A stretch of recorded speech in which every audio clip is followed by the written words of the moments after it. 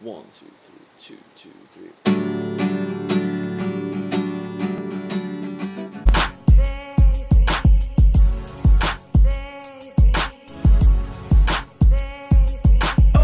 Yeah.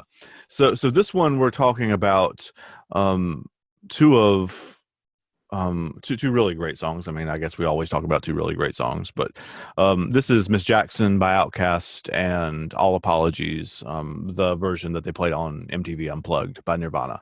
So um when we talked about this behind the scenes, I'd always thought that Miss Jackson was, I mean, I guess this was the story in the wider culture too, like that it was a story that Andre 3000 wrote about his relationship with Erica Badu. Like that was the story that I knew about it Right. beforehand, and I have um, come to realize that that is not a correct story. You, it's that part of it is definitely the sensationalized part, Mm-hmm. and I don't think it ever really needed to be sensationalized because I think the quality of who Outcast is and that quality of what Outcast does stands on its own merit Mm-hmm. anyway. But that definitely is not an accurate depiction necessarily. I think that's one of those things. It wouldn't be what we would coin what's the old school for yellow journalism. It wouldn't Yeah, be necessarily yellow journalism, but sensationalistic. Yeah, but sensationalistic yeah. though, but not totally factual. But enough happened between them to play off of it. But Mm-hmm. it's like I said, the crux and the focal point of the song is actually Big Boy, and Okay, the song is really more indicative to his real life struggles with his baby's mother. You know what I mean? okay, yeah. Um, like I did not. I sort of started having that realization before we talked because um, when I paid attention to the song, like it's one of those songs that has been kind of in my world and like I've known for forever. But like it's when I started paying attention to it, I realized that the first and last voice verses were Big Boy's, and only the middle one was Andre's. And I thought that was for a song that was really. I mean, I know it's not now, but I thought since I thought it was about Andre's relationship, like I thought it was kind of weird that Big Boy would have the first and last verses, and it makes a lot more sense um, that way now to know There, that it's different. That's not what it is. right. There's some very important things going on with this record, and so I'm going to start trying to unpack some of them, if I may. Yeah. The first thing is I'm going to piggyback off of what you noticed stated factually, which is Big Boy actually has the majority of the lyrical load on this song. He has the first verse and the last verse. Right. I know in our previous episode that we did, I was explaining to you how, well, Andre's really not even rapping that No. much around this time. Okay. Well, this is You said this was what, like 2000, right? this is Ish. 2000. Yes, this is right after we graduated from high school. Okay. This is that summer after, isn't it? If I'm not I think mistaken. so. Yeah. This is the summer after our freshman year of college. Right. So Andre's really not rapping. This song is the indicator also that he's not that interested in rapping anymore. Okay, so the hook is what people really reference to in Right. terms of him and Erica Badu. But he's not even really rapping that hook. That hook is very sing-song. Yeah. You know? It's one of those in between, it's a blurred line type of hook where it's like, well, he's not really rapping it, he's not really singing it. No, there's a melody to it for sure. There's some melody and some harmonizing going on there. But the verse is what I think people forget is that, well, he's not really rapping on the verse either. Is he not? Okay. Think about it. Think about how the verse starts off. Me and your daughter. It's almost like a bridge. Yeah. Right. That's almost like another hook. I was actually thinking a bridge or a secondary hook. Yeah. You say it's puppy. We say so. He actually goes into another four. Feel this way forever. Goes to another 4 bars. That's Yeah. 4 bars right there. Okay. So we only have 12 bars left for rapping. Okay. Okay. 2 of those whole bars of the 12 that are left are forever, forever, ever, forever. Right. Right. So he's actually only rapping lyrically for about 10 bars on this whole song. But we take that and make it seem like the song is about him and his relationship. He's not even doing that much talking there's not that much pen game or work going on. So that's the first thing that needs to be understood about it. The other thing that needs to be understood about it is that this is one of those records that I tell people, and I was reminded of this on my other podcast the other day because I got into a big Outcast tribe discussion. Right. If Miss Jackson is how you know Outcast, then you really don't know Outcast, because although this is arguably their biggest single, I think this is their biggest single. We talked about that before. Like, this is the one that where I became familiar with Outcast. Right. So if this is your way of getting familiar with Outcast, you're not as familiar as you really need to be to appreciate their greatness. Because if we were to rank their singles, just their singles that got released, this would be near the bottom. And also, too, Outcast singles might be the weakest part of their repertoire as artists. Huh, okay. Yes. Like, their singles aren't the stuff that they're really known by their core base and their core fans. You know, does that make sense? Yeah, it does. I mean, I don't know much about the non-singles, but I mean, I've listened to the records, but I haven't like dug into them really.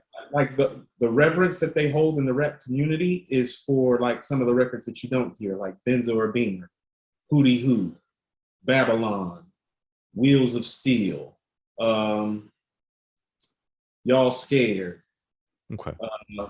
Chunky Fire, West Savannah. You know, these are records that they made that like never really got any play, but that's part of the mark of their greatness. It's like when you get an Outkast album, it's like just going to be dope singles. It's going to be dope music and dope songs throughout, and you don't know what they're going to do. But as far as what they did with Rosa Parks, this would actually be on the low end, because most of their fan base you're familiar with Elevators, right? Yeah. Me Elevators, and you. Yeah, sure. Yep. Elevators is vastly superior to this record to an Outkast fan. You know what I mean? Yeah. So Elevators is a great song. Yeah. It is. So we'll probably give it that when its own episode too. Like, I think that's important enough to do that. Well, no, that's very possible. I think that's their most important single. I don't know if it's their best. It's arguably their best. It's definitely their most important. It's certainly one of the first. It was one of the first ones, right? That's the first single off the second album. Okay. So they on the first album they have Players Ball, Southern Playalistic Cadillac Music, and Get Up, Get Out are the singles. Okay. So Elevators is the fourth single that you hear from them, but it is the one that took them there. As far as made them like how about this? Elevators was the song everybody started knowing who Outkast was. Okay. And like we're singing it in New York and in California. That was you. Yeah. Yeah. Does that line up with like The South Got Something to Say? Is that the same record, or is that later? This is the album the year after he says that. Okay. So Southern Playalistic comes out in 94. Mm-hmm. They win Artist of the Year at the Source Awards in 1995, Best New Rap Artist. And that's when he says The South Got Something to Say. That's in 1995. That's actually when they're making a Benz or a Beamer off the New Jersey Drive soundtrack and working on ATLiens. Elevators is the single off ATLiens. So when he's saying The South Got Something to Say, ATLiens was what that was. All right. Yes. All right. Okay. Like, yeah, and like I said, Soul Food by Goody Mob. Soul Food by Goody Mob came out in 1995. So when he's saying The South Got Something to Say, he's talking about the Dungeon Family. He's talking about them too. Yeah. Okay. Specifically and respectively. Okay. See, I'm learning lots of things here. Like I'm saying, it's good to hear this, because for people, most people in the whiter culture know. I mean, some people might know Rosa Parks, but not like the song, not the person. Obviously, they know the person, but like the Miss Jackson is like the starting point for like where it really made the second jump. Like, if you're saying Elevators and Rosa Parks and those songs were the first like jump across the divide, I would say, or what I'm hearing you say anyway, is that Miss Jackson, and then like they took a step of progressions. Their progressive steps as artists and their growth has always been remarkable. Miss Jackson is the second single off of Stank on You. Mm-hmm. The first single, Bombs Over Baghdad, is far more superior and innovative, in my opinion, and is one of their best singles. But this is their crossover record for sure. Yeah. Like I said, this is the one that I like. I was like, oh, this is not. Now I know who Outcast is. Like, or I like. Well, it was the first one I remember hearing. Like that. Like came into my consciousness. And I remember hearing Bombs Over Baghdad. We'll do a whole nother episode on that one too. But I remember hearing that for the first time. I was like, whoa, that's, man. Okay. I'm not going to say all those things because I've saved that for that one. But it's an incredible, if the people who are more on my side of the thing haven't heard B.O.B. Bombs Over Baghdad, you should go listen to it right now. It's insane. But that's not the purpose of this episode either. So. But that's one of the most innovative rap records ever. It's nuts. And this song, it's interesting to hear like what you were saying about Andre not being interested in rapping anymore, because I don't want to say the reasons the song crossed over, or in my opinion, or what I heard anyway, the reasons that it crossed over are the parts that he does. I mean, Big Boy has iconic parts too, and we'll get to that in a minute because his lyricism is great on this too. But the Forever, Ever, Ever, Ever, that part, the actual hook, the ooh, I'm for real. I mean, all of that. Those and the me and your daughter got this thing going on. I mean, those parts are the parts that made my ears perk up the first time. Like, and that's not to say that they're the best parts, but they are the parts that made my ears go, oh. Okay. So I'll say this to you. Nobody does the simple stupid in the history of rap better than Andre 3000.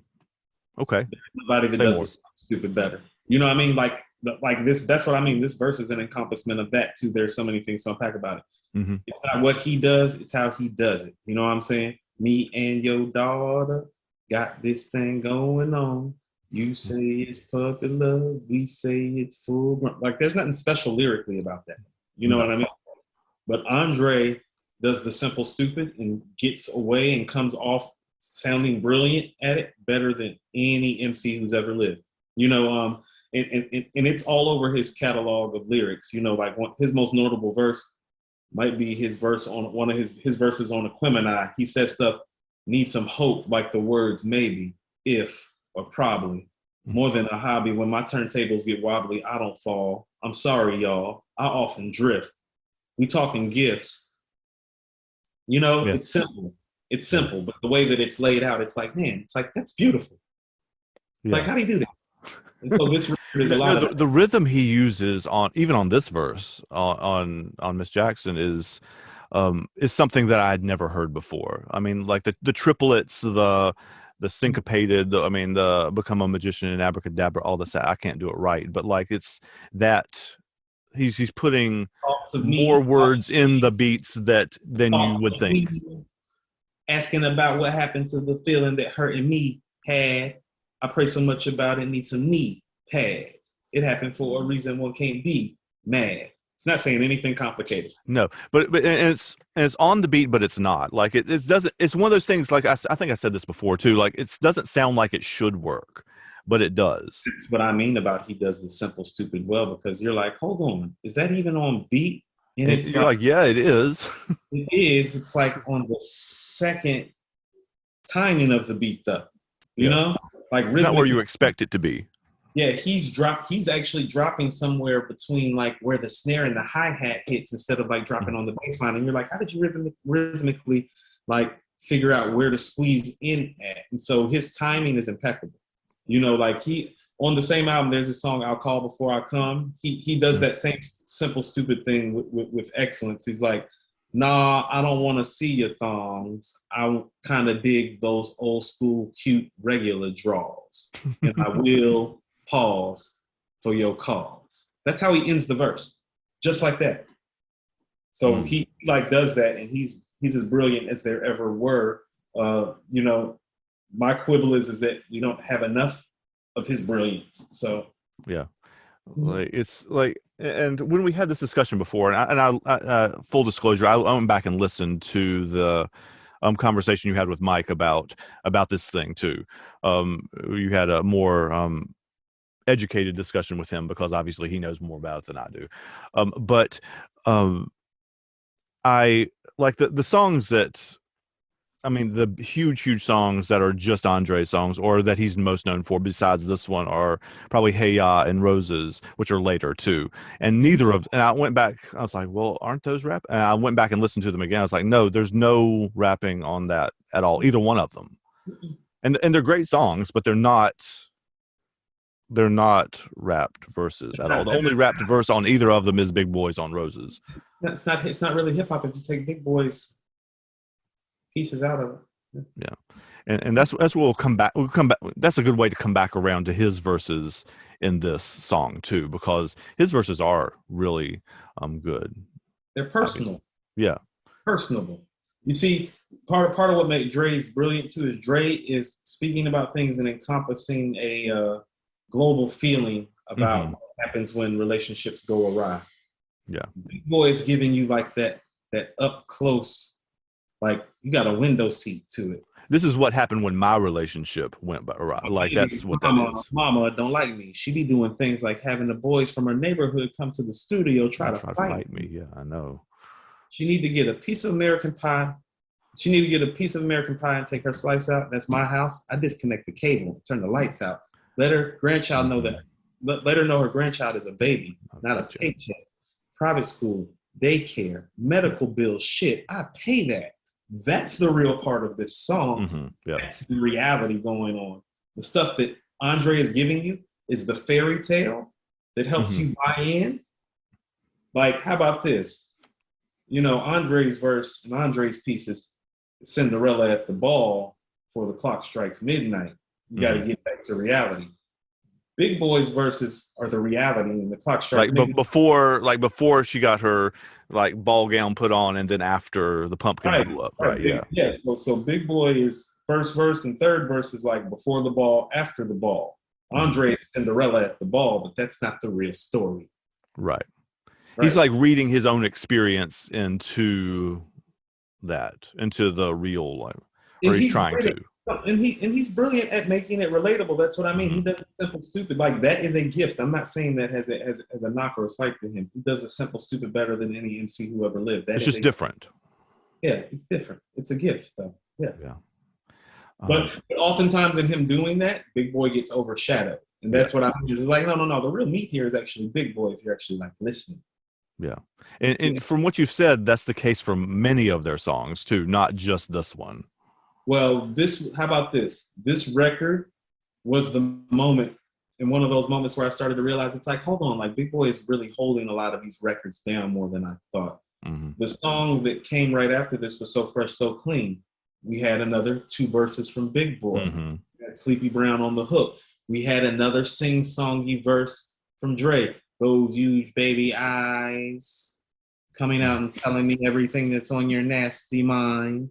They say you malnutrition and needing vitamin D and inviting me to that tingle in your spine. Like he's not really all the way rapping. He's kind of harmonizing.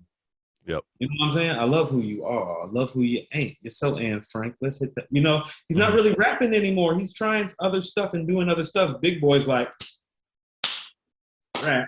We're rappers. It's a rap album. And you start moving back. You start moving backwards and you're like, well, hold on. Elevators sounds like Big Boy. Me and you. Your mama and your cousin too. Rolling down the strip on Vogues, coming up, slamming Cadillac dope. Andre don't talk like that. Yeah. And so you start going through their hit records. Rosa Parks, Aha, Hush That Fuss. Everybody move to the back of the bus. Yep. Do you want to bump and slump with us? We the type of people make the club get crump. That doesn't sound like Andre when you start. See, when they're in the middle of doing all this stuff, it sounds like them. But when it gets to the point that you realize he's not really rapping, you're going back and listening to the stuff, and it's like, oh shit, he's been kind of jumping in and just doing this for a while. It's just easier to catch now because he's not rapping as much anymore. Big Boy held this fort down, in my estimation, especially on the single side, way longer than he gets credit for. Because even those last couple of singles that are on Stankonia, well, they sound more like The Speaker Box and The Love Below. Yep, they do. Miss Jackson and So Fresh, So Clean sound more like The Way You Move than Hey Ya or She Lives in My Lap. You get what I'm saying? Oh, yeah, for sure. Stylistically, you can see on their last album who was really even putting that together because the style kind of stayed with Big Boy into the next projects. And so it's just one of those things. It's nuance, you know, and revision. He's got to get credit for it, though. That's important. So Yeah, that's why I said it's nuanced and it's revisionist, as in, like, you know, Big Boy deserves some more props. He's the author of a lot of these things. So I love also, like, there are moments in his verses that, excuse me, that are iconic too. That are not. I mean, like, I want to say like Dre's stuff is the stuff that caught my attention first, but I mean the disconnect the cable and turn the lights out line is one of those other lines that crossed over. The bygones, let bygones be bygones, and you can go and get the hell on, you and your mom. Like that is another one of those that goes. And I love that line, that last one, because that's how he ends it, right? Like the last verse, you like gonna get the hell on, you and your mama. Yeah. That, poetically speaking, I love, because he is rhyming bygone and gone get the hell, like gone and get the hell on is like one. It's a very southern phrase, like way he's saying it, and it wouldn't work if he didn't say it like that. And we'll get to that in different episodes probably too. There's lots of moments in Outkast's catalog that I know of anyway. I'm sure you know more than I, but where their southern pronunciation of stuff makes the lines work in a way that they wouldn't work without that. So let's go back to Big Boy again, and this is what I mean where you see the evidence. So when you see how you're saying how he did that southern kind of twang thing and made it work, this is what I mean about how you start seeing who's really been making the records. Let's go back to ATLians. So Elevators is the first single, Me and You. The second single is ATLians. Throw your hands in the air. I wanted to say that right there. Like, I won't let you do it. Like it just don't care. And if you like fish and grits and all that shit. Yeah, exactly. Oh yeah. Now who's the one between the two of them doing that, really? Yeah, exactly. Right. So you start going to it and it's like, man, Big Boy did the hook on Elevators, ATLians. You start running it down. It's like, hold on, Big Boy started most of the, and then you look at who's rapping on most of the songs to start off. Guess who's rapping first on almost all these songs? Big Boy's rapping on almost all of them. Yep. Why do you think that is? Because he's really the author of the song. The other guy is coming in and rapping, even on ATLians. And we're going to get to the other song because it's time to transition. He says on ATLians, the album and the single, every day I sit while my nigga be in school thinking about the second album at the dungeon shooting pool. This guy is all. By the second album, this guy is already gone and Big Boy's holding fort. And it's reflected in the first two singles because Elevators and ATLians is straight out of Big Boy's hook bag, not Andre's. And so I say that to say everybody that thinks Andre is an all-time great MC needs to understand that Big Boy is the author of most of those all-time great hooks that y'all are talking about. So we don't know how great Andre is. I know how great Big Boy is because I can hear where he put in the work. Right. And it's there. And I'm not saying it's just him because Dungeon Family works together, but between the two of them, it is clear to me that the bulk of their catalog, which is all-time great, more responsibility and ownership belongs to Big Boy than Andre. Even though certainly, from what you have said, has built like the platform for it, that allowed Andre to shine in a way that he wouldn't have been able to without him. Am I saying that more or less correctly? Okay. Because they're not big without Rosa Parks and Elevators and ATLians. And you know what I'm saying? Like So Fresh, So Clean. It's like, no, that don't sound like Dre at all. Like none of these records, when you go back, it's like, well, you keep doing that. Like as an Outkast fan, you'll go back through the records and be like, You're like, You start like, sounds like he jumped in, sounds like he jumped in, sounds like he jumped in. Because when he sets it off, he sets it off. Like I'll give you an example. The end of Aquemini, Chunky Fire. Oh no, that's Andre.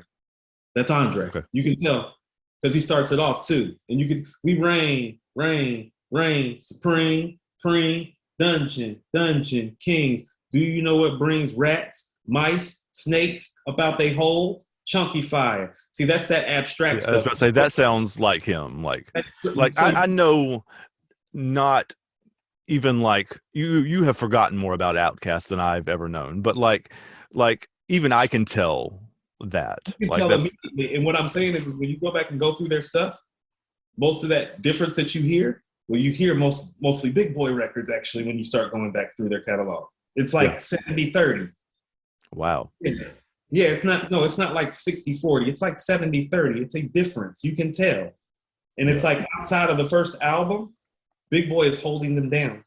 Period. I'll have to go back and listen now, given that context. Now, and start in order. Start in order. Like start with the first album, and then go to Stankonia, and then go back. Okay, I'll do that. That'll be a good educational thing for me and for the other people who look like me who are listening to. Like, it's a good educational deal. Cool. Your turn. All right, my turn. So we paired these songs together. We'll talk about this in the conclusion too, because they're both apologies, right? I mean but go ahead. Well, no, I wanted to say, and this was probably a better way to segue this. Both of these are apologies rooted in satire and melancholy. They both are, yeah. Both of them, yeah. I mean, yeah, and we'll come back around to that at the end too. The second song is Nirvana's "All Apologies," which is another one of those iconic Nirvana songs. It's not one of the great Nirvana songs. I would put it in the top 10, but not in the top half of that top 10 probably. It is one of those things where Kurt Cobain writes songs sort of like you were just describing Andre writing songs. Like, they're not many of the songs that we've talked about from this side so far, Springsteen, Dylan, Tom Petty, etc., are storytelling songs. They're like telling the story of something that happened, or inventing a story of something. This is not that at all. He writes in images that are in abstractions too, and it leaves you to make your own conclusions about it too. I think that is an excellent way to explain his songwriting. He leaves you to draw conclusions. But I love that out of a songwriter who kind of forces me to think or challenge myself on some sort of level. Even if it's like asphyxiated, demented, like whatever it is, it's like, no, I can. I'm serious, because he says some things like as a songwriter where I'm like, man, that is really wicked on both levels. Yeah, wicked, and also like wicked, dark. Yeah, right. Yeah, there's some dark stuff. The MTV Unplugged performance was,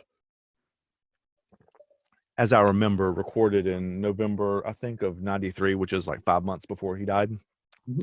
And it's an iconic performance for lots of reasons, because I have to talk about the concert because it comes from MTV Unplugged. I have to talk about that and give it some context because that's important for understanding the song. Right. It was I think there are 14 songs on the album in the concert. 6 of them were covers. And only "Come As You Are" was the only song that on that performance that was a Nirvana hit before MTV Unplugged. Does that make sense? No. I get totally what you're saying. "Come As You Are" might be my favorite Nirvana song. "All Apologies" is, so you're saying, so "All Apologies" has been released. "All Apologies" was released on In Utero, which was like earlier that year, but right. But it wasn't a hit song until the Unplugged version of it. Oh, okay. Now I get what you're saying. Okay. So it got released. It just didn't really pop like that, is what you're saying. What I'm saying, that song didn't. No, I mean that was very few of the songs that were on MTV Unplugged became hits. Many of them became hits because they were on there. They weren't hits before he performed them on that. When did they release that? Was it before he passed? So this is getting played before he passed? I don't think that it was. No, it may have been. It may have. Again, I do not have my timeline correct.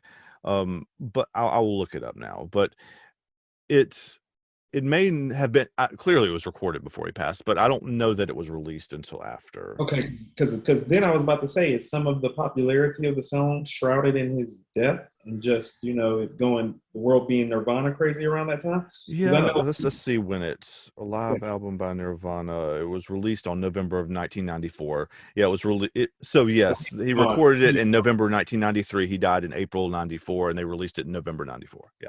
right. So People are reading what you're saying is correct. People are reading into, like, I actually had this conversation with my class, not about Nirvana, but about something else today.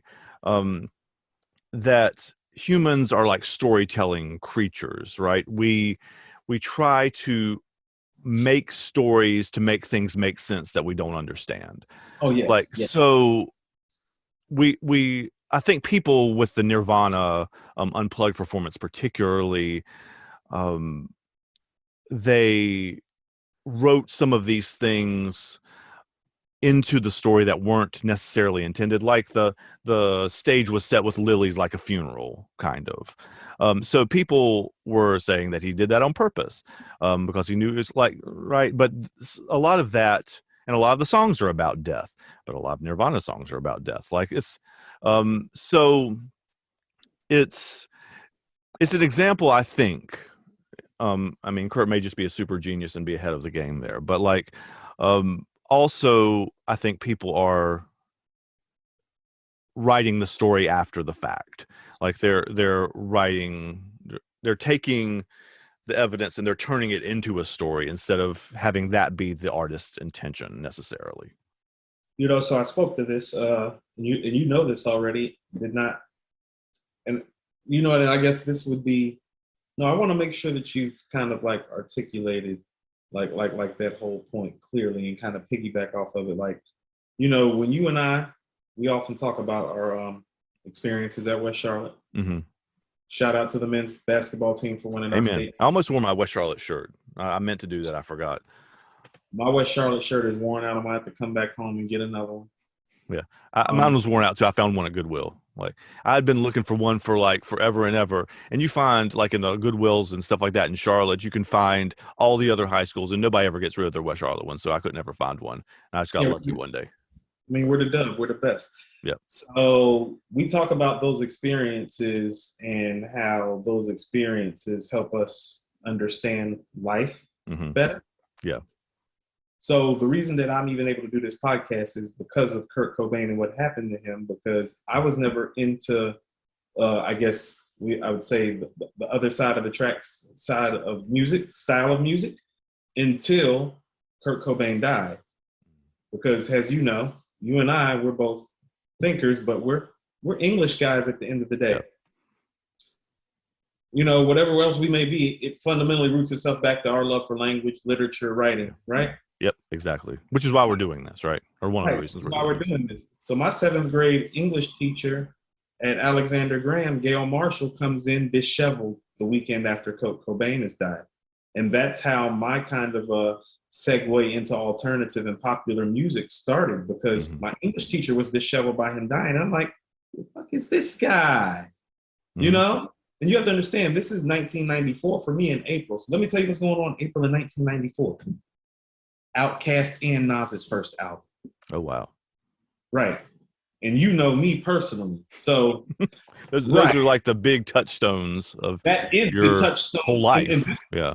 Right. And this is the touchstone time. And so because of him passing, when he passed, he caught me at a touchstone moment when I was super getting into what I love the most, which is music and hip hop. And so even though I immediately didn't get into him right there, he stayed with me. Yeah. And so when I go back and I started listening to this music, I'm like, I told you, when I heard Nevermind, it's like, this guy's one of the best songwriters I've ever heard. Yeah. Period. Yeah. Like I listened to that album one time as a teenager. Like, it's one of the best songwriters I've ever heard. But also, like you too, and I believe in this thing, there's a lot of self-fulfilling prophecy, for better or for worse, with Kurt Cobain's songwriting too. And so when you're talking about him speaking of death and a lot of the things, well, it's like, you know, I mean, we're from Carolina, Andrew, you know, like we're taught, you know, I don't know how you were raised. I was taught you can speak those things into fruition. Yep.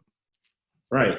And so there's some speaking truth to power with his words too. Yeah. But he's that powerful. Like there are artists over here on this side that spoke death up and talked about death a lot. Yep. They ended up not being here with us. And so that was some of the contextualization that I made when he died and when he killed himself. I was like, hold on. I was like, they're messed up over there like we are. Like, that can't be. No, he was messed up for sure. I mean, there's lots of, and I don't get too much into his personal history. That's not really the point of this. But like his voice kind of is though. Like some of it is, but I get what you're saying, just respectfully speaking. Like some, because he was personal, you know? Yeah. Yeah. Like, and so he's going through a lot. I mean, obviously, he and one of the things that we've talked about in other episodes too, with Wu-Tang, with I forget who else, with Tupac too, with them being the ones where it was okay. I'm badly paraphrasing this. I'm sorry, but like it's okay to talk about your feelings or whatever. Like it's okay to be vulnerable about stuff, and he's doing that too. Like, and he is one of the first guys. Kurt Cobain is, and this is probably one of the reasons he like connects across that divide, across this divide, but also across. I mean, Nevermind also is gets the reputation for ending like the hair metal era of the 80s to it. Like that's the moment that it stops. We're the ones that killed that. Yeah. I love them more. I love them even more. That's that Nevermind is supposed to be is the record that did that. Like it's he's one of the first rock stars, like big rock stars that is an anti-rock star. Like we've talked about this before a little bit, but he was one of the biggest rock stars on the planet, obviously. But he is one of the people who didn't want to be. I mean, he wanted to play music and he wanted to play in the clubs and he wanted to have his music and his words heard from ever, but he didn't like dig on the rock and roll lifestyle. He does. I mean, and you hear Dave Grohl talk about this in like interviews that he's done later. They were all about like driving around the country in a van and hanging out with your friends and playing music and all that kind of stuff. Not they didn't have the parties with 50 women. Like they're not doing the Van Halen stuff. They're not doing the Led Zeppelin stuff. They're not doing all of that kind of after party stuff with hundreds of people around. That's not Nirvana. And they were one of the first ones, like Robert Plant, Led Zeppelin, is the archetypal rock star in the like all the hair metal bands of the 80s or whatever, of 70s and 80s are trying to be Robert Plant. He's like the big cheese. Corleone. Yeah. And in the same way that some of the grungier ones are trying to be Mick Jagger or what is right? Like they're like the ones that are the ones that they're trying to be like, and they want to be, and both of those guys were like epic partiers, right? Like beyond my ability to describe. But this guy was not at all. I mean, obviously he had his drugs and his demons and all of those things too, but it wasn't partying like we would associate with Led Zeppelin or associate with Motley Crue or Van Halen or those kind of huge hair metal-y bands. That's not the aura that's surrounding this group or this guy. Right. Or Aerosmith or any of those kind of bands, right? I mean, they all had those reputations. Def Leppard. Yeah. All of them. Yeah. Mm-hmm. All of them. I mean, I don't want to like shout back too much to our childhoods, but I'm sure you watched enough Behind the Music to know on VH1, like all of those stories are very similar for Def Leppard and whatever. They were all like big and so the vulnerability, I think, is an important part of this because Kurt Cobain, he was much more introverted and not into like the fame part of it, as those people who I've spoken about who came before him. Let me ask you something, Mm. because this is what I mean, because I kind of worked in reverse when it comes to the popular culture music. Where are the Red Hot Chili Peppers and Pearl Jam when all of this is going on? Because I'm fans of theirs too, Mm-hmm. but musically, it's hard for me sometimes on my side to match up when these things are occurring and to weigh They're them all out. happening sort of simultaneously-ish. Right, so I'm not imagining that. So Like, it's all no, you're not. The 90 to 95-ish kind of. do what now? It's kind of 1990 to 95-ish. All of these bands Yeah. around the existence. No, Pearl Jam's 10 record 10. That's the one with Even Flow and Jeremy and like Alive, the ones like super iconic songs. And I guess we'll get into those in a different episode too. But that was 91 also. It's the same time as Nevermind. And I think Blood Sugar Sex Magic, which is not the Chili Peppers' first album, but the first one that kind of crossed over into the wider culture with Under the Bridge and Give It Away and those songs. Yeah. Though that was 91 or 2. Also. 92, I feel like, right? Yeah, I don't think it was exactly the same year, but I'll look. But I mean, it's the same time frame, right? Yeah. So Nirvana's bigger than them. Yes. Wow, that's pretty impressive. Okay. Studio album September 1991. So yeah, Blood Sugar Sex Magic. So they were all. So they're that all actually may have been the same time that Nevermind was released. They were released like all within. So they're all. And Pearl Jam from Seattle, right? Pearl Jam is from Seattle. There was a whole Seattle thing. There's a whole Seattle scene. Yeah. Right. Unto itself. Like part of how you make it here is going through that Seattle scene at the time, correct? Yeah. There were, and then obviously, once Nirvana and Pearl Jam jumped off, then there people like came to Seattle looking for the next other bands too, right?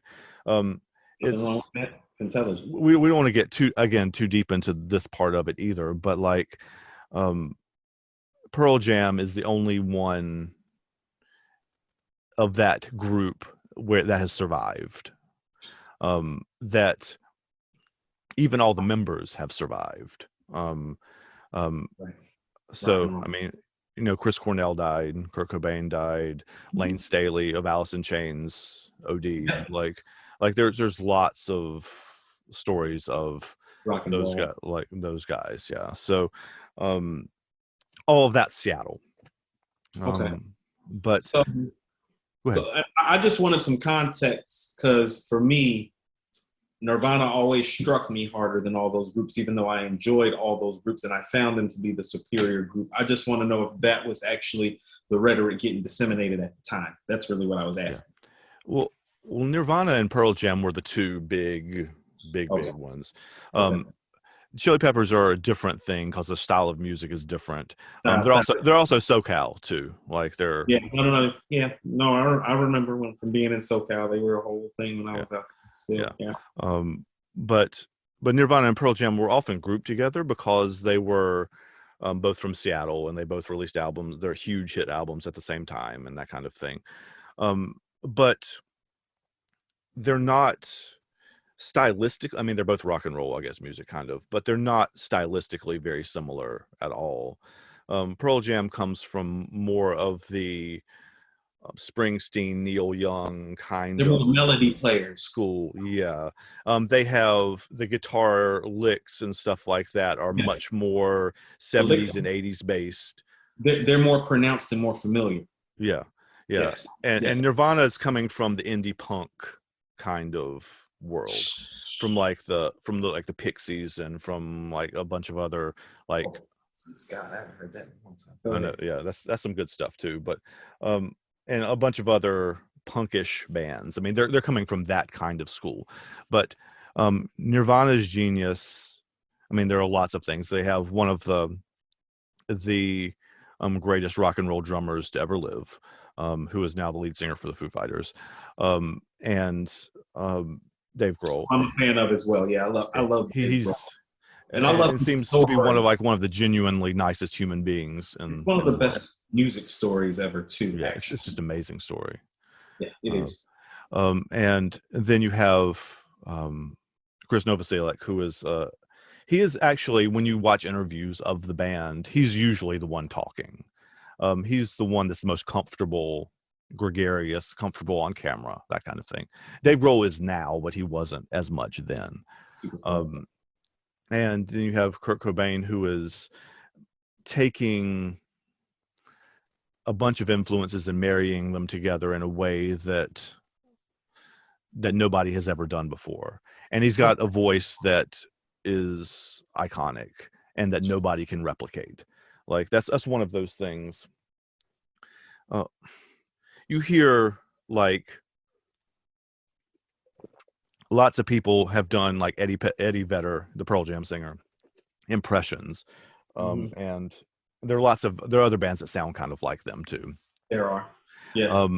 And there's nobody that can do Kurt Cobain's voice at all. So, I mean, there's nobody that can, and there's not anybody that even that I've heard try, really. No, I'm listening, Andrew. Go ahead. That's fine. So that voice, but it's taking like, they take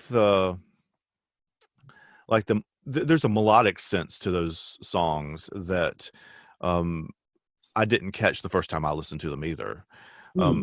So there's much more melody in that. And if I'm being honest, I didn't get on Nirvana really until around the time he died either.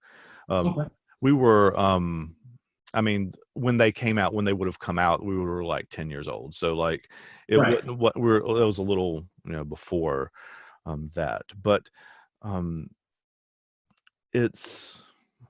they took the songs are like, they're not Beatles songs exactly, but they're like, they have multiple hooks in them. They have they're very not they sound screamy at first listen, but there's a lot of melody in them too. No, he does the high low very well. Pitch on his voice, like he'll go and loud and soft. Yeah. Then he'll yeah. No, he does that as well as anybody that you'll hear vocally, actually. And like talent-wise, the transition of his voice descending is one of the special things that you hear, that you remember about him. It's like, not a lot of guys can do that vocally. No. Not the regression of the voice, no. Yeah, so like this song, All Apologies, is iconic for many reasons. But it's one of those, like I said before, it was not a song that, it is a song that was released on In Utero, like an electric version of it, like 6 or 8 months before this performance was recorded. And it does not become a hit until after the release of the Unplugged performance. And there are lots of songs on that album that do that. It's not just that one. I mean, they all have like, right, because In Utero is the first album, right? Actually, it's the third, really, but it's the second major label one. Yeah, explain the order of the album. Okay, so they pre Nevermind, which was 1991. They had one called Bleach, which was kind of an indie, was not released on a major label. It was just like sold out of the back of their van in the shows or whatever. Heard of it, but I've never heard anything. If you've listened to the Unplugged performance, the whole thing, the first song they play, called About a Girl, is a Bleach song. But then About a Girl, About a Girl's a Bleach song? Yeah, it's before that. It's the I Need an Easy Friend, I Do With an Ear to Mend, I Do. Love About a Girl. Yeah. Oh, that's one of my favorite records. That they it's a great song. Yeah, that's pre Nevermind. Wow. Yeah, these guys are great. Yeah, these guys are geniuses. Yep. Yeah, and that whole record is actually really good. It's you can see the outlines of who they're going to become, and it wasn't until they got on Geffen, which is Nevermind. So I have a question. So All Apologies is some of their early work then? All Apologies is one of their later songs. Later songs, okay. I'm just trying to. So you have Bleach, you have Nevermind, then you have actually technically in between them you have one called Incesticide. That is like B-sides and extra Throw stuff or away. whatever. I mean, Yeah. that has songs like Aneurysm and School and Been a Sun and those, which are all great songs, but none of them appear, I don't think, on the MTV Unplugged performance. And then In Utero and then MTV Unplugged are the ones that release new material. I guess there's one like way posthumously too, and they have other live albums that were released after he died too. But Right. They did a posthumous album because there was like a song, "You Know You're Right." yeah, That was one of the posthumous, right? that's one that they pulled from that he had been working on that they never finished, and they pulled him back in to finish. So, so yeah, that's and all of this happens within. I think Bleach was like 1990, maybe 89, 90. So 5 years ish. And yeah, it was a meteoric rise, which is part of the problems that Kurt was facing. Like that's for somebody who doesn't really like fame and doesn't really, or wasn't super comfortable with it anyway, with all the things that came with it, then the level of that's a lot of cameras in your face all the time. Well, the level of fame that they achieved wasn't normal. So that no, wasn't definitely not. They're one of the He wasn't most famous rock bands ever. Right. That's what I mean, because it's like I didn't know who they were. Like I didn't put it together till my English teacher that day. But that guy was on MTV. Like he lived on MTV News. Like the whole little minute with Kurt Loder and like the other little redhead chick, Tabitha Soren. Yeah, Tabitha Soren. There we go. And they lived covering him. I was like, who is this Kurt Cobain? Like, who is this Kurt Cobain? And my teacher was like, Kurt Cobain is dead. I was like, who is Kurt Cobain? I'm like, why does everybody keep talking about this guy? And then I heard Nevermind, and then I was like, never mind. Yep. Right. I got it. Understood. Never mind. No questions after that. And that was me as a young man. So they were the start. That's how I got into the Smashing Pumpkins. What was it? Infinite Melancholy, the infinite Melancholy and the Infinite Sadness. Yeah. Melancholy and the Infinite. Yeah, all of that stuff. Like I was game for all that stuff because of what Nevermind and Kurt Cobain did for me. And I can remember even the Unplugged and All Apologies and stuff. See, it was like that's why I was asking you questions. I thought that version of, for most of my life, the Unplugged All Apologies version is the only version I've ever known. Yeah. There is an electric version too, which is also good, but it's not the one. I don't say nobody's ever heard it, but like it is not one that's famous in the white. It's not played on the radio. It wasn't anything like that. Right. But like you have, I want to show you this too. Like see if I can get this in here. See if I have enough room in here without knocking shit over. But like the riff, oh,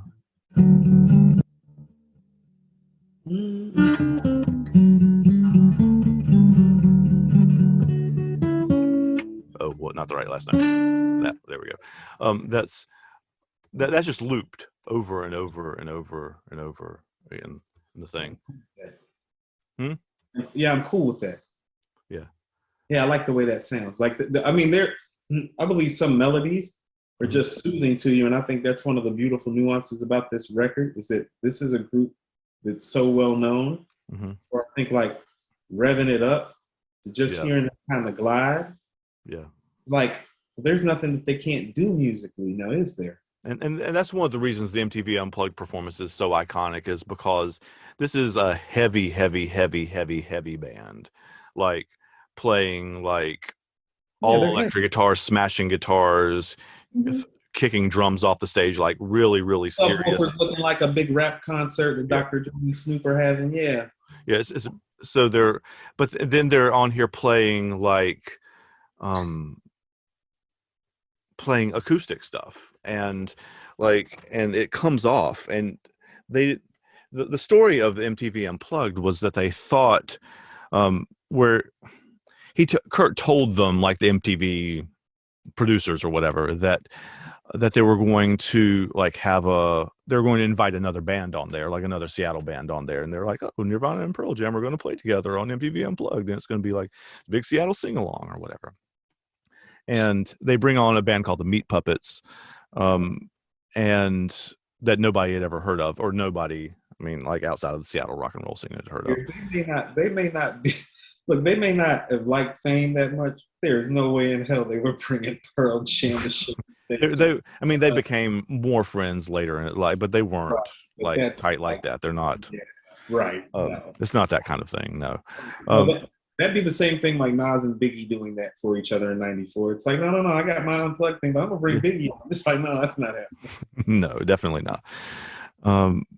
But they played like so they played I think 3 Meat Puppet songs with them on there. The one that you would have heard is Lake of Fire, where the bad folks go when they die, don't go to heaven where the angels. Right. Okay. That's a Meat Puppet. Well, That's a Meat Puppet song. Okay. That they play. They have that one. They have they played a song by a band called the Vaselines. That's kind of a spinoff of a like an old Christian camp song called Jesus Don't Want Me for a Sunbeam. Jesus Doesn't Want Me for a Sunbeam. They played that. They played the Man Who Sold the World by David Bowie. Yes. I think that's probably the moment that and All Apologies is probably what stayed with me the most. Yeah, those two and Lake of Fire are the ones that were played off of that album. Like, I mean, there are others that were played too, but those three. The world, I mean, MTV, they ran that thing. They ran. Yeah, they did. They ran it some more. Yeah, they did, man. Yeah, and the iconic moment. This is kind of becoming less about All Apologies and more about the MTV Unplugged performance, but I think having the context is important, though. That's where I think. Well, that's what I mean. Isn't the legacy of the song rooted in that Unplugged performance? Yeah, you can't separate it from that performance. I don't think. The moment that stays with me more than All Apologies actually is the song they played after. The All Apologies was the next to last song they played. And then the last one they played was a Lead Belly cover actually called Where Did You Sleep Last Night? And that is like, if y'all haven't seen that, go on YouTube and watch Nirvana's Unplugged version of Where Did You Sleep Last Night? Like, if that doesn't raise the hairs on your arms, like that's it's intense. And it's a beautiful way to end it. But it's I can't, it's one of those things I can't put into words really, that you have to go see for yourself. So go do that. I know you have, but like the people or whatever. Yeah, I mean, that Unplugged for me. I mean, how about this? No, I mean, you're telling people. No, the people on my side are the ones that need to go actually watch that Unplugged performance. Actually, you know what I mean? Because that's one of those things that changed my ears and my mind and my eyes about music. That's why I mean they're so important. It's like me gravitating towards their stuff. That's why when I was in California recording my first album, and my guy Obi is like, "You need to listen to the Beatles." I wasn't like, "Fuck you, go to hell." Like that was Nirvana. You know what I'm saying? I was like, no. I'm like, bring it here. I'm like, been hearing about it for a long time. Bring me John and Paul and all, you know. And so we need to learn about this, right? Right. And so, but Nirvana's the gateway drug for me for all those things, you know. And I think there's something about what they do that resonates with the hip hop culture, because I've heard Dr. Dre say on very, very many occasions his favorite rock band, Nirvana. Yeah. So it's not just, you know, the people over here that know. High regard, from the highest of regards on this side. Too. That is high regards. Yeah, that's high regard from Dr. Dre. The comparison I made with the in the last one we did with about this, where that didn't go over so well, or not didn't go over so well, didn't work as well, was that the MTV Unplugged performance is like Prince's Super Bowl performance. It's that kind of iconic moment. It is not the most iconic moment. It is not the most important. For Prince, that'd be Purple Rain. For Nirvana, that's Nevermind and Smells Like Teen Spirit. But it's one of those moments that you can't understand their legacy completely without. No, I get what you're saying, because it's like every time there's like a great Super Bowl performance and people talk about how great You're it was. comparing it to Prince's, right? Like You are, and I literally will say to you, but did the artist walk out on stage in the rain in a do-rag and actually sing Purple Rain? Did that happen? no, that's the bar. You can't touch that. Yeah, and people dancing around him in heels and on a glass stage in the rain, like go crazy in a do-rag. It's like, yeah, that's like Black history, like live. it's amazing. It's It's like music history too. Mm-hmm. Like every, and this is sidebar, I know, but like every year before the Super Bowl, I watch that Prince's performance, because like if I'm going to watch the one at halftime this year, I have to have like I randomly watch the walkout, like the beginning of the performance. I can just watch the first 30 seconds to a minute where he comes out, and it's like, man, he's on 10. This is what performance is. Yeah. Like he's ready. Yeah. That's special guy. Yeah. But even the same thing with the Unplugged. Like even on this side, Maxwell, the R&B artist Maxwell, his Unplugged is probably the most revered Unplugged in our genre. Okay. Like Maxwell's Unplugged doesn't have anything on Nirvana's Unplugged. Like just nothing against Maxwell. He's one of the greatest artists of his generation. The Maxwell Unplugged is great, but it's not this. No, it's not. But there's no other ones on this side that are that either. Like they're not. Right, no. There's nothing comparable to it. That's why I was trying to say, it's like even the closest comparison you would have on this side would be Maxwell's Unplugged, and it doesn't come close. And that's a great performance. And there have been lots of great Unplugged performances, but this is the one. Like this is the actually this is like why Unplugged is famous. Yeah, they are the ones. This performance is the one that, like Prince's Super Bowl halftime show, like all the other ones are compared both before and after are compared to. Like it's the bar. It's the bar. It's a standard set. Yep. And like most people would come out on that show and play like acoustic versions of all their hits, and it was fine and okay, but it wasn't like they played. It's hard to understand, like 20 years after the fact, or 20. It's almost 30 years after the fact now, but like they only played one song out of 14 that was a bona fide Nirvana hit before the MTV Unplugged performance. One. And most people would have performed like all of their hits, or most of them. And he played one of them. And he not only played one of them, he turned a bunch of other songs that were both his songs and other people's songs that were not hits previously into that by virtue of that performance. When you say that, that makes this so important to their legacy, because what you are saying is that this performance is their last great performance, but this is where they show their range. Mm-hmm. Yeah. This is the range performance where it's like, this isn't just a heavy metal band. Like if you wanted to, they could spend a whole career playing those sweet melodies just like John and Paul and Ringo. Right. They could have done that. They could have done that, and this is the evidence of it. And when you actually frame it like that, I'm like, oh, that's so important to the legacy of an all-time great artist. That is one of those separation things. It's like, yeah, they were this, but did you know they could do everything? And that there's evidence that they did everything, even if albeit brief? Because it's a beautiful performance. It's the standard setter. It is. It's amazing.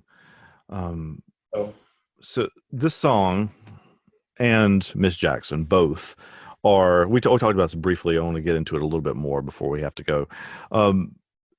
Are both apologies, sort of. I mean, one's literal. I mean, the lyric of Nirvana's is, "What else should I be? All apologies." Like, and obviously the hook of Miss Jackson is, "I'm sorry, Miss Jackson. I'm for real." Like, so they're both apologies, but like we've said, they're both satirical apologies. Neither of them really. I don't say they don't mean it, but they are not apologizing in the way most people conceive apologies being. Is there such done. thing as a backhand apology? Like there's a backhand compliment? Probably. I've never heard that phrase, but we can make it a phrase. It's fine. that would be what these songs are. These are backhand apologies. These are like sleight of hand apologies. It's like, I'm kind of sorry, but actually when I think about it, not so sorry. Yeah. When I think about it, or it's like, actually, and both of them kind of come from a little bit place of despair. It's like, well, what else should I be? You know what I mean? It's like, isn't that how you want me to be? That's what you want, right? Right. So I'm gonna do it. I'm gonna just give it to you because that's what you really. He's not even, and that's what I mean about the brilliance, even the writing is kind of leave it open. It's like, well, how do you really feel about it though? How do you feel? Because you're really just kind of making amends for the sake of making amends. Doesn't sound like you really give a shit. No, the